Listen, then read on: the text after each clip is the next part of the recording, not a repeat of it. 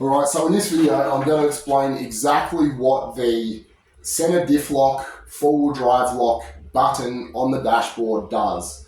It's often explained totally wrong, and people who are certain how it works will often cite a video that I think was made by like a Toyota dealership 15 years ago, and that video that gets posted is also wrong. If you would like anyone who says those things to prove to you that it works the way that it works, forget the video, ask them to put an oscilloscope on the four-wheel drive control wires and watch what happens when they drive it around or press the button. Anyway, let's get into it. I'll explain quickly. I'll just do what it mechanically looks like in there.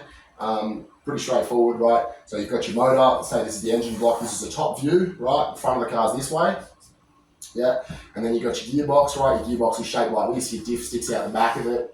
You know, there's your gearbox. Doesn't matter if it's automatic or manual. So your front diff is here. This is exactly like a Camry or a Corolla or any other front-wheel drive car. Basically, there's a thing that bolts onto the block. Here's your spark plug holes, right? We're looking at the top of the motor. This is a center bearing. It's a bearing here, right? So you got a CV that heads out that way to your front left driver's side, right? And then you got a CV that comes out of here and goes to your front right driver's side wheel, all right? And there's you've got your diff gear in there, right? And then you've got a shaft that heads out there, the intermediate shaft. That's how it works in the Camry. Now in a RAV4 there is the transfer case. It doesn't work like a normal transfer case because it's not a center diff, it's just a transfer case. And it doesn't lock and unlock. There's nothing in there to lock it or unlock it. The locking and unlocking, it happens at the back of the tail shaft in the nose of the diff where the clutch is, as explained in the previous video. And the button doesn't lock or unlock it. It changes the control signal. So I'll explain how it works. Right, so you've got your transfer case, right? So it's like this. I don't know, I'm going to try and draw it. Something like that, bolts on here. There's a tube that comes off here, right? So this intermediate shaft is inside the tube. And then you've got like a ring and pinion, so there's your ring gear there, right? I know I've drawn this differently in the last video, forget it. You got your pinion gear down here, right? So there's like a seal here, that stops the gearbox oil leaking into the transfer case and vice versa. Now there's a seal here so the oil in the transfer case doesn't leak out. Of course you've got a seal here and there's no seal over there, the seal's there. You've got a seal here. The shaft comes out of here, right? There's a big bearing that's in there. And then you've got a flange and your tail shaft is there. Then at the front, then you've got your diff, right? That's your back diff. Your right CV's out there, your left CV's out there. Right, and then you've got the clutch unit that lives here. And it's powered by 12 volts, like I explained before. There's your 12 volt wires that go in, and they go out into the four-wheel drive ECU.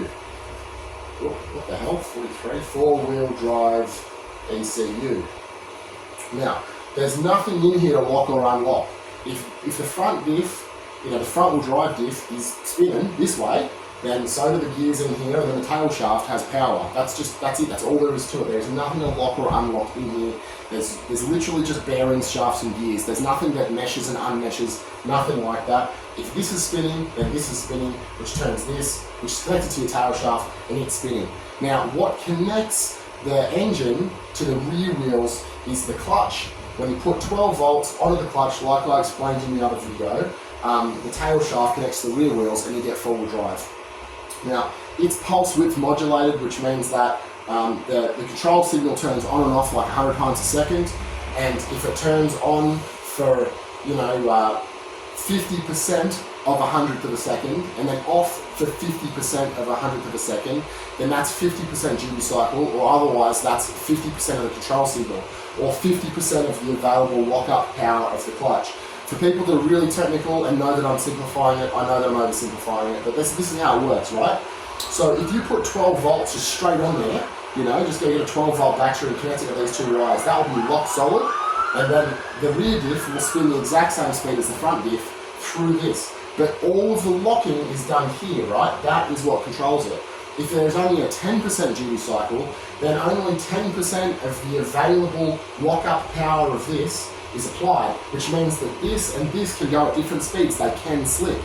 As you go higher in the duty cycle, you get less and less slip here. Now, if you're sitting in neutral, you haven't pressed the diff lock button, and the engine's running and you're sitting at the traffic lights, there will be no control signal most of the time. There'll be little or no control signal, basically like 1% or 2%, maybe, or 0%. So therefore the car is front wheel drive. Now when you take off, the control signal increases, and the harder you accelerate and the more revs, steering angle changes as well. But the four-wheel drive computer, it calculates how much percent to give this, therefore how much four-wheel drive to give the car, how much power is transferred through this and into the rear wheels. Now, if you do not press the four-wheel drive lock button, or whatever we want to call it, no matter how hard you go, no matter how hard the wheels are spinning, no matter what the circumstance is, you can only get up to about 50% control signal. So when you're cruising down the highway, not accelerating or anything, probably you're going to be at 0%, which is straight front wheel drive, right? And then when you've done it, you get up to 50%. Now, you're only going to get your 50% if you're like sidestep the clutch in first gear up a rock and the wheels are spinning, then it gives you your 50%. When you press the four-wheel drive lock button, here's what happens.